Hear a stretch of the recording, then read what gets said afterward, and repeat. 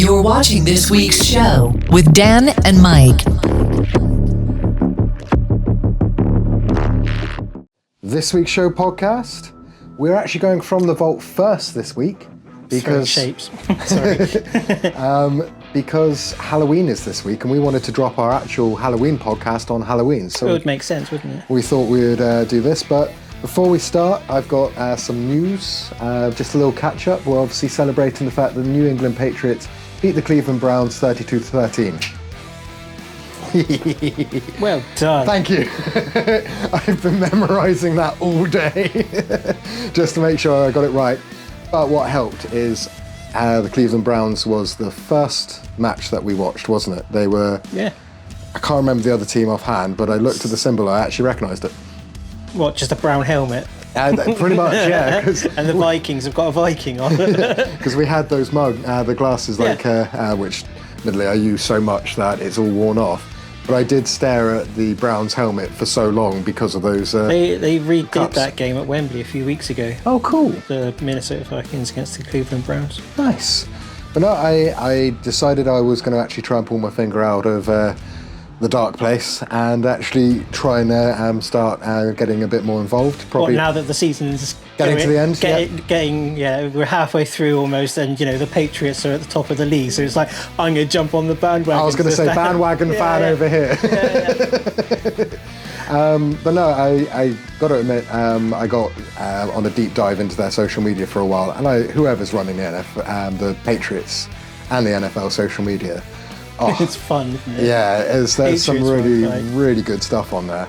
I quite like the when they get the footage from when they get off the bus and they're all like in their suits and the arrival stuff. Yeah. What are you wearing? Who are you wearing? It's just like, what? They're just getting off a bus to go into and get into a football kit. It's like, I love who are you it. wearing? Oh, my mum dressed me today. It's because of the red carpet thing, isn't it? It's exactly like a red carpet. We're getting off a tour bus, basically. Maybe they've been trained by, Hugh Grant, that got asked in the last 6 months or so, because it was for Glass Onion, I think, when he did an appearance because he was in that for a short bit.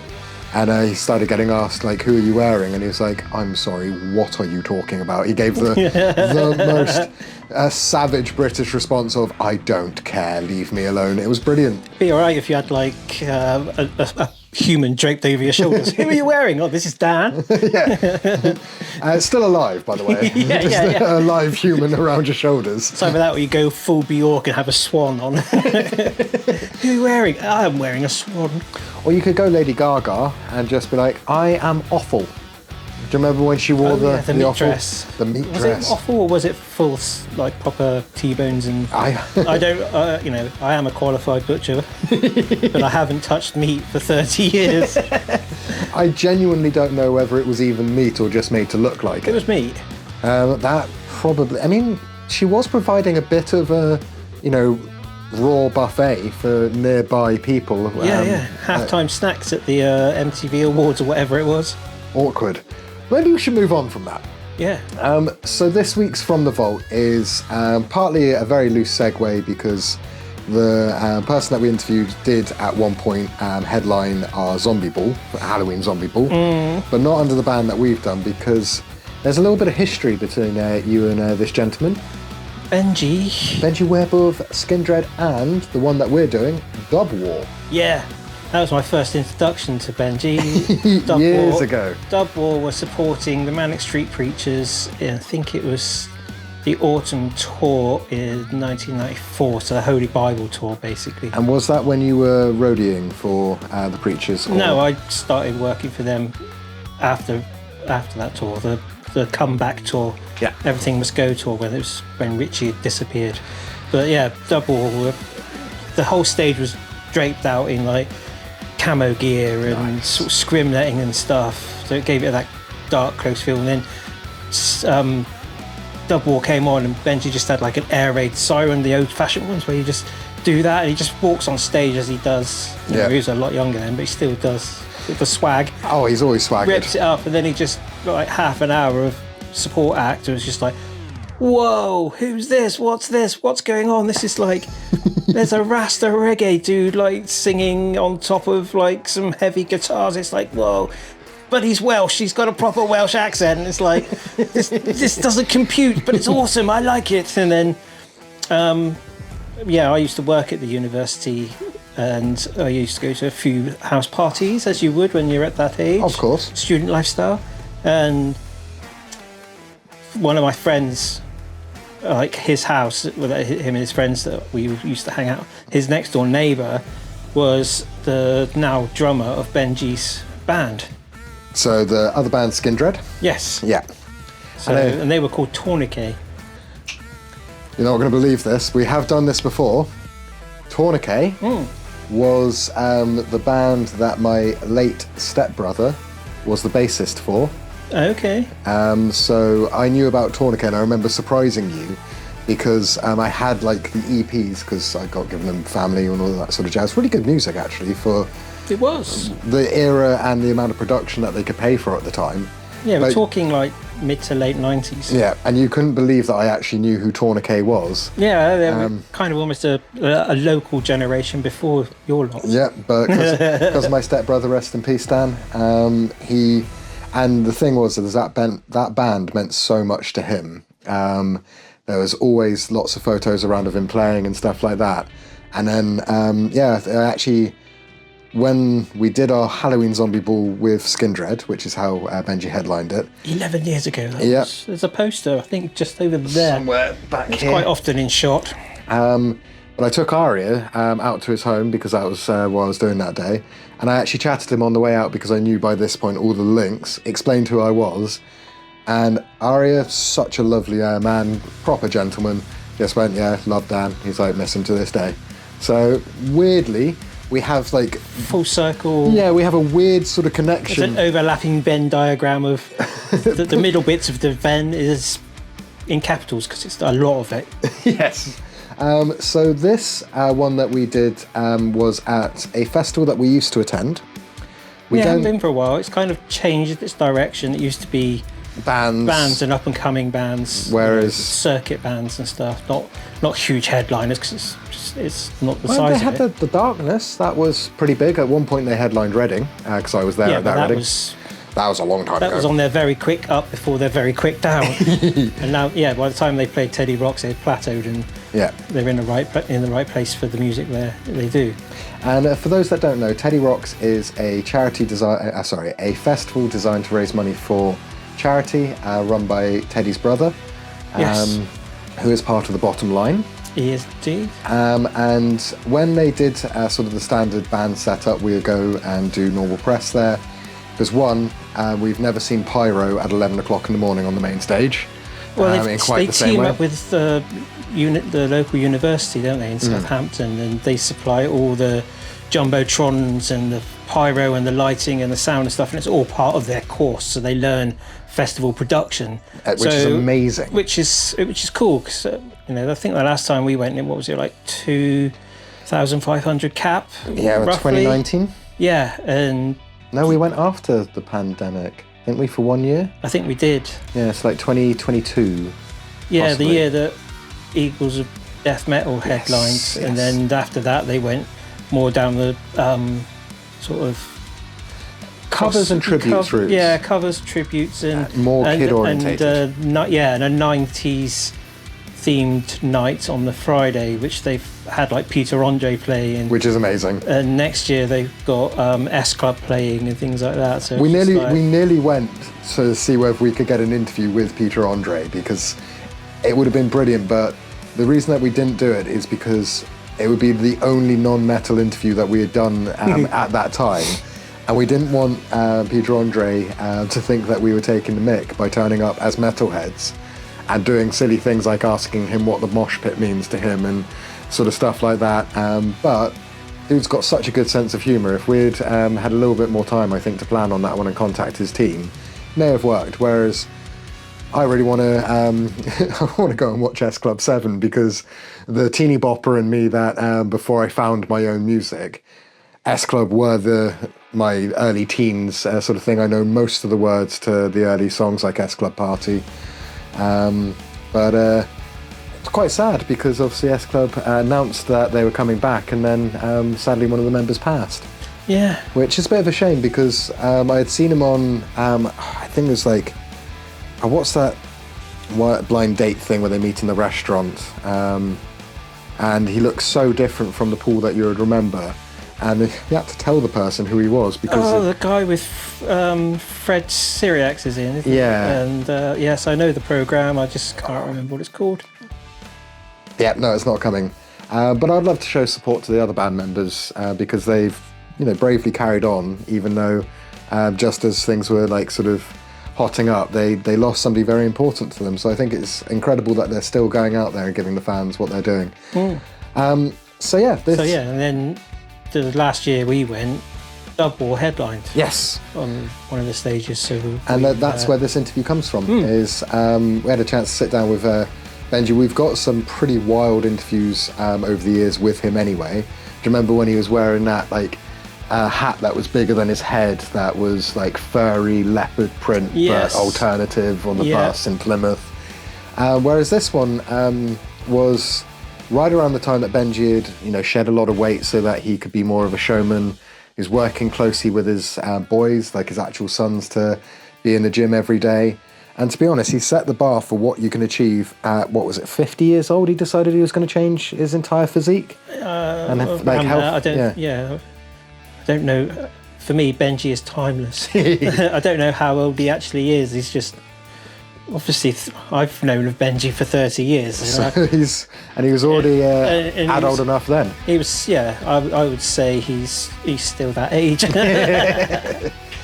you, Benji. But even our manager understands why we love this man, because the 2,000 trees that Mike didn't come with, but our manager came with me, one of the highlights was watching Skindred and seeing the effect he has, Newport helicopter, all of that sort of stuff. But it was amazing to watch him in Dub War and see him do the thing that he did before becoming the Skindred frontman. Yeah. Because Benji's just a showman. They seem to do a Dub War show maybe once a year or every other year back in Wales as kind of like, it's where we started, let's just get the boys back together and I love it. Have a gig kind of thing. And, a lot of bands do that for their locals, don't they? They do like a Christmas show or...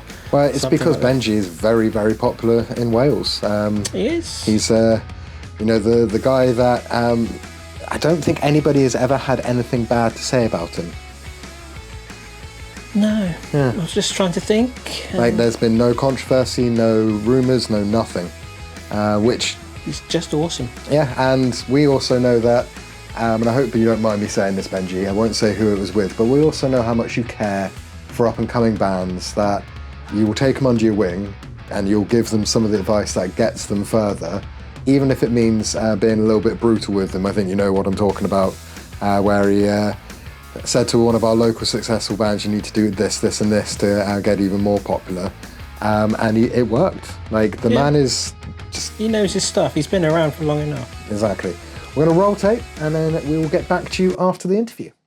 Right, it's Mike from the Mike James Rock Show. It's Mike! We're at Teddy Rocks. Yes. And we're with one of the stage headliners, Benji from Dub War. From Dub War, yeah. From Dub War, man. From Dub War, yes. Mate, I've got stories to tell you with Hit me. When I left school, there's like a couple of months in there between school and college. Yeah. 1994. I was so into the Manic Street Preachers. They came to our hometown of Exeter. Yeah, they did. And there was this crazy band as the warm-up act. And this dude walks out on stage, and from then on, I've been in love with you, man. Thank you so much. Dub War were the first introduction to Benji, and I'm glad you're back on the scene now. You know what? As much as that pandemic took away from people, it gave us. Yeah. Because it gave me the time, another do Skindred, it gave me the time to really concentrate on doing something that I haven't done for years, which is Dub War. So that's been a really good thing. Because you get the guys together once a year almost, don't you? For like a Christmas bash kind of thing. It's been good to actually go out there, play a set, do a few more shows. It's been really good. And we just signed to E-Rake Records. Nice, good and label. Also, so it's really cool because E-Rake got Dub War and Skindred, so I'm home. There you go, man. There's no sort of arguments between labels and anything. That's right. You're back with a new album later in the summer as well. Was that written during lockdown? Or It was. We had a couple of songs before lockdown, but we thought, right, we're going to concentrate on getting some songs. But what we did was, we had a drummer from our hometown, Mikey Gregg, who plays with us sometimes. We work with him, but I wanted to reach out to some fellas who I know are big fans because a lot of drummers wasn't doing nothing, you know. Yeah. So we reached out to Mike Borden from Faith No More. Okay. You know what I mean? He came and played some drums. Roy from Stone Sour. Okay. He came and played. Dave from El Nino. It's one of the cats from what do you call Killing Joke. You know, so we had we got some drummers just to make it different, because I knew the drummers would be sat at home doing nothing, you know. So was that, did you do most of that like remotely? Yeah, remotely. Like we send them the tracks and they send it back. But yeah, it's so much fun, and it's just kept kicking the drummers up the ass, because I'd say, check this, what so and so done, and they'd be like, I'm gonna do better. Yeah, so the album's got a lot of spice in it, and I don't mean the drugs. I mean like the heaviness and the vibe. Like, nice. You know? Is it? It's a complete different sort of updated sound for. I don't know. I mean, we do. Benji Webbe, the Skindred, the ragapunk, heavy metal, hip hop thing. That's what I do. Yeah. You know, it belongs to me. You know, it's a way through the jungle that I've made. I'm not going to go too far from it. So that's what I feel like. The dub war thing. It's like the dirty girlfriend of Benji, not the wife, you know. little bit on the side. Yeah, I'm a bit on the side. It's your side bit. Yeah. And you know, I don't have to use much airs and graces with her, which is good. But you're getting out and playing some proper shows as well. You've done a few on the run up to Teddy Rocks here. Yeah. You're headlining the stage here. What's the rest of the year got in store for Dub War? Well, what we're going to do, we're going to release the album the 5th of August. The Dub War album's coming out. Yep. It's called Westgate Under Fire. Okay. It's on E-Rig Records. But what we want to do, I'd say September, November, December. We haven't actually decided, but we want to do a full British tour. Nice. You know, get a cool, up and coming band and go out and do a full British tour. So I'm looking forward to that. Might even end up in Exeter, who knows? That'd be cool, man. Because it's been a long time since I played the fucking Cavern. It really has. You know? Yeah. Or maybe the other one. The Phoenix. Phoenix is the spot. Yes. Yeah, Dub War in the Phoenix would be fucking cool. Yeah, we've put you on in the Phoenix before. Yeah, I remember back the in the Lemon day. Grove as well. There you go. But I want to play the Phoenix with Dub War on the next record, so yeah. That'd be cool. Sort it out, Mike. Sort it out. Have you ever thought of taking Dub War on tour with Skindred, or is that just too much? They won't let me happen because they know Dub War to fucking beat them up. That's what it is.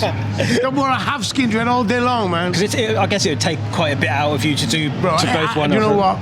I don't think it would. No? No, man. I mean, you get a 30-minute set with Dub War, and then you go back on and do an hour with Skindred. I got that in me. And then do the DJ set, the after party. Fucking right. I'm down, bro. I'm down. Obviously, I've been friends with you for a while. I follow you on social media. It seems like you've really turned the corner in the way you look after yourself and present yourself on stage. I was doing really well. I felt good. But I know that I can do better. So I'm going to try and do it. Yeah, it's a battle, you know. I mean, I love the gym because it keeps my mind straight. Because I think without the gym, going to the gym daily, and I do like to go 5-6 times a week, you know. Yeah. But without that, I think I'd be pretty struggling mentally. Plus, you play in much bigger stages with Skindred. Yeah, that's right. And I think what would have happened, Mike, if I didn't keep going through the gym through the pandemic? I'd have put on so much fucking weight. I'd have been like Farouk and Sot. They'd have been rolling me on there. You know, I would have been the Barry White of heavy metal. You know, and that's no good for nobody. No. But yeah, I made sure that I kept going to the gym. And the gym, if anyone said to me, "What's the best thing you ever done with your life?" is getting in the gym, bro. Yeah. Really, really, really. Oh, I might take that up. I'm in my mid-40s now, so I need to... Baby, take it up. I'm 55. I never felt so good. Yeah. Like I was saying, it seems like you've got a whole new lease of life. I feel like the gym, give me that, bro. Yeah, give me that. Nice, man. You know. Whilst we got you quickly on camera, congratulations on your slot download. I know, man. It's good to see the actual band logo on the posters. You know that, it's always been a dream of mine to have the band logo. But you know what? By the time I'm 60, I'd like the headline download. How's that? That's so doable. We need more British headliners. Fucking yeah, we do. Loads more. I'm telling you, man. I'm fucking down. By the time I'm 60, I want to be on download to show motherfuckers how badass you can. It ain't about your age, it's about how good you are. And that's my you know, God forbid I should pass away tomorrow. But in my heart, as I sit here now, my goal is before I'm 60, it's the headline download festival in the UK. And I think you can do it easily, man. Thank you, brother. Easily. After seeing the reports of you guys last year. Fire techniques and all them fucking lights and shit. No, I'm talking about 4 guys on a stage giving you the show of your life. You going back to your campsite going, fuck me. Why didn't they do that years ago? Skindred fucking rule, they killed it. I'm talking, bring fucking Slipknot on after us. I don't give a fuck. We got the power to make people unite, Yes. love each other, and fucking rock. And that's all. That's what music's about. If that's all you got, then that's the best thing you got. 100%. I don't give a fuck how many fire fucking burning and all that shit. That don't mean shit. Rock, baby. I want to see Rage Against the Machine headlining the festival. Yeah, There was Reading this no year. fire. There was nothing but a fucking a backdrop with a star on it. Yeah. No and music. and no screens. Nothing, bro. And that's what I talk about. When I see a band, never mind the fire, man. Fuck the fire. Bring the music. It's all about the music. And bring the vibe. And what a perfect way to end an interview. Yeah, Bring the music, baby. bring the vibe. Thank you very much, Nice one, Benji. Mike. Thank you so much. No And worries. once again, I just want to say, big up for continuing to do what you do, because you Thank you very much. you are important to music, to spread the message and the gospel. You are important, and I thanks, man. appreciate you what you do. We've And I know literally just had our 15th There anniversary. you go. That's what I'm saying. And I've been talking to you for 15 years. Yeah, at And it's least. been a blessing. And I thank you. Thanks, man. Thank you for taking the time to come and talk to me about my bullshit music. You know, I really No, appreciate it's that. always a Thank pleasure you. sitting Thank down you. and just chewing the fat with you, man. Amen, bro. Thank you very much. Peace. I remember the last part of that interview so clearly, even before we rewatched it, because Yeah. it meant so much. Even though it was largely directed at you, it was just nice to hear that somebody in the industry of that standing has so much appreciation for the work that we do. It was nice, wasn't it? Yeah. Kind of come away from that festival, about to start proper festival season. Yes, because that was Slam before Dunk. everything else. Yeah, Slam Dunk is just after it, and then Download, etc., etc. And yeah, it's just nice going, like, because we're way out of the music scene being down here in Devon, and We don't even have one in our hometown because the venues just don't like heavy music. no, well, yeah, it's just not a lot of venues in the West Country anymore that do it. Exactly. It's few and far between, but they are well attended now, Yes. which is cool. But yeah, just to know that people appreciate us, because a lot of times we're down here in the West Country not talking to people from within the industry, besides sending them the old track list of stuff, and to hear that we're being noticed and we're doing good stuff is a little pat on the back. It's an ego boost that And we needed just before going into festival season, where we were thinking, oh, this could be our last festival season. You never know. Well, we didn't know for that next year. we did 2019. The following 2 years was a kind of a bit of a... And we did have to miss the Download pilot because neither of us were in a place in Yeah. our lives to actually get to it. Well, plus it was very hastily and quickly put together, and COVID was still very much in the air. In many ways, I'm pleased that we didn't go, because for me, I never have any memories of the Download grounds being anything but 110 plus Yeah. thousand attendance. And I don't know why that's so important to me, but I think it's because I did Reading first when I was like 18 years old, and then I found Download the year afterwards, and I went like 4 years in a row, because like most people that find Download, it felt like home, and it still feels like home. So I'm glad that we kind of protected the memories that we have, because we've never attended Download when it wasn't the full sort of show and everything like that. Also, Andy Coppin has said that if Skindred aren't headlining Download at some point over the next few years, then something's wrong. And if the guy that books the headliners Yeah. of the festivals is saying that, so Well, Skindred are touring the UK at the moment. Just before coming to record this, there were some shows that had low ticket warning. So if by the time you're watching this you haven't got your tickets, go and get them now, because the entire tour will end up selling out. I don't think they've done one that hasn't for a while, because they're so clever with their tour booking. Yeah, they don't tend to do arenas. It's more, let's go out and we'll go to the people and we'll play Falmouth and places that just never get visited by a band of Skindred size, because they could quite easily just go, you know what, we'll do 5 days in the UK in the spring and then 5 days near Christmas, and we'll just play arenas, and we'll hit the same amount of tickets and the same amount of people. Who cares? But They do care. They do care, yeah. And they do actually book, because we've done multiple chats with Mikey, Daniel. Ari's one of the only ones that we've not had on camera very much. He's a bit elusive, isn't he? Yeah, but that's because he's a drummer. You know, he's probably setting up his equipment or setting it down because it takes so long Carrying to do. it in. Yeah. Because the rest of the band just sat doing interviews with us. But no, our recommendation is, whether it's Skindred or Dub War, if you've not seen Benji perform, you need to go and watch this man perform, because it's an experience. If you've seen them before, you already know why you have to go back. Already know. Makes sense. Yes. So, like we said, we've got another one coming out on Halloween this week. It is very Halloween themed. There's a couple of guest stars. And to make sure that you catch that when it drops, do a like, subscribe, and hit the notification bell to keep up with everything that we do. I think that's From the Vault done for this week. Take it easy. Close the doors.